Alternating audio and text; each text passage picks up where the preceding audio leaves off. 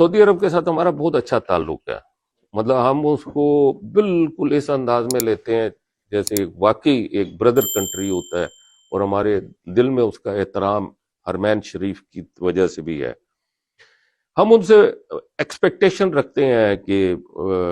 وہ ہمارے ساتھ ان کا سلوک اچھا ہو، لیکن اس وقت یہ کہ وہاں پہ کوئی کمپنی ہے ABV راک کمپنی، مجھے سعودی عرب سے ٹیلی فون آئے ہیں، 1200 کے قریب وہاں پر ان کے پاس امپلائیز ہیں، جس میں سے 400 کے قریب پاکستانی ہیں، جس میں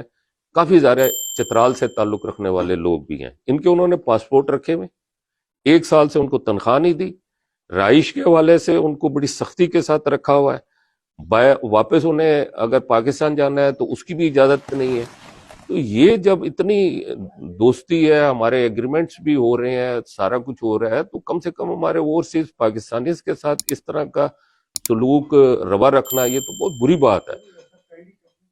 یہ ہے کمپنی کا نام ہے ABV راک کمپنی،